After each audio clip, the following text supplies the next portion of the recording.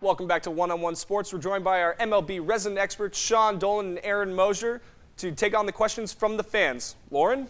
Thanks, Mike. This week, baseball has been on the minds of just about everyone. Walking around Elon, I found a couple of fans that were interested in what you guys might have to say about everything from pitchers and batters to ballparks and mascots. My question is, who throws the absolute nastiest stuff in baseball?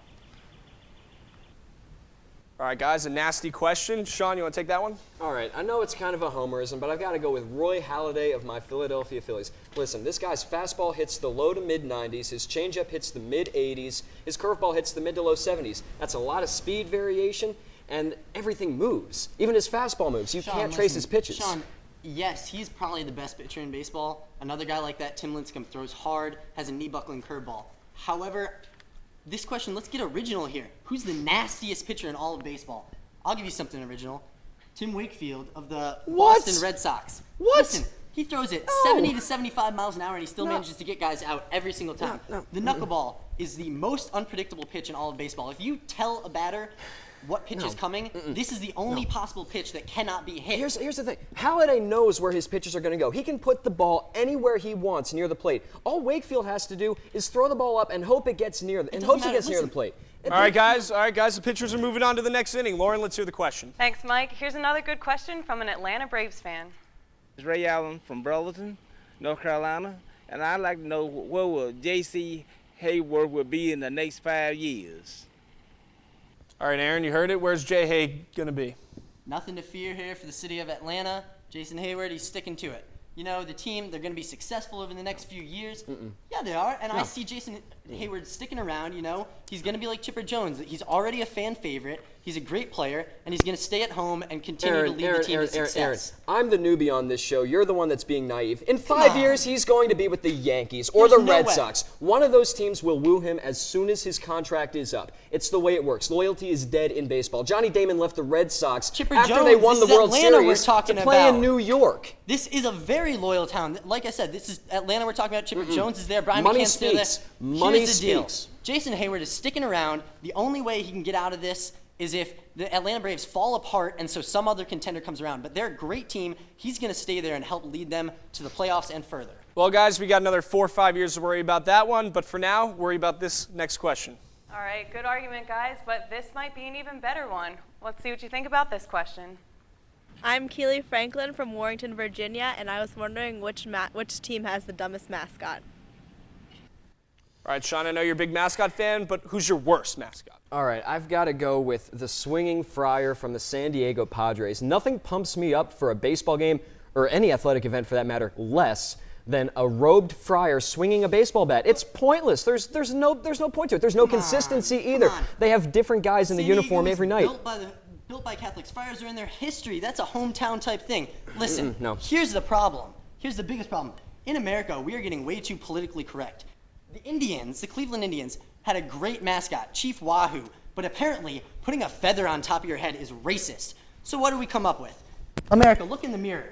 This is the most politically correct thing we could have. We have Slider the mascot, a pink blob. Apparently this is what we think of. We're trying not to be racist, so we come up with, yes, this pink blob. Come on, that's the worst mascot in all of baseball. There's no argument about that. It's like the illegitimate child of all mascots. The man has spoken. Lauren, next question. Okay, here's one that seems to come up every season. Let's see what you guys think this year. All right, I'm Brad. I'm from Elon, North Carolina. Does Albert Pujols have the chance to get the Triple Crown this year? All right, Aaron, you're the Triple Crown winner in the intramural softball league, so what do you think? You know, if anyone can do it, it's Albert Pujols. But I just don't see it happening. The league has become too specialized. You get specialty players. You get the Ryan Howards and Prince Fielders of the league. Come on, those guys are going to hit home runs and hit RBIs.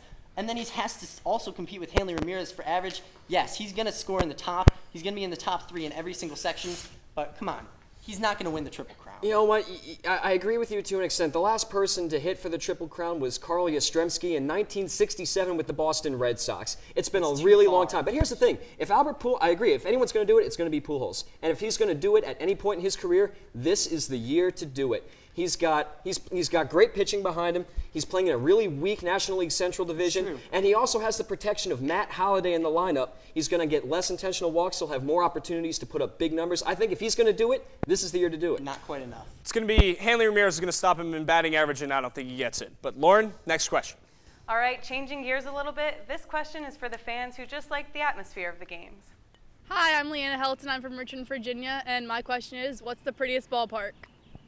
All right, Sean, where's your favorite place to see a game? All right, my heart and soul, I'm a Phillies fan, diehard Phillies fan, always will be. My heart and soul goes out to Busch Stadium. I love watching Cardinals games on TV. It's a beautiful stadium. You've got the St. Louis skyline out in left field. You've got the St. Louis Arch out in center field. It's very trademark of St. Louis, and the fans are great. You can't top the St. Louis atmosphere. Cardinals fans are baseball fans. They have great respect for good players. They have a lot of respect for the game. Yeah, That's my place to play. That's very true. We saw that last year's All-Star game. You know, it's a great place to play baseball. That being said, come on, you got to go with history. Fenway Park, the oldest current park being used. Did you know, little fun fact, Fenway Park opened on the same day the Titanic sank. That's history behind that. That is a fun fact. There's a lot of other things. I mean, Fenway Park, you get Bucky Dent's, Bill Buckner's, the bad thing for the Red Sox fans. Good things, too, like 2004, the most epic comeback in all of baseball started at Fenway Park. You get the Schilling Bloody Sock. I mean, there's just too much. Not to mention, you get Pesky's Pole. You get the big green giant monster. I mean, there's just too much. For a baseball fan, nothing more beautiful than Fenway Park. But for the last final question, Lauren, let's hear it. All right, for the final question of our From the Fans segment for this week, here's a slightly different question from one of our familiar faces. All right, I'm Eric Kendall from Hickory, North Carolina. I was wondering, between you two, Aaron and Sean, who's going to win in a fight?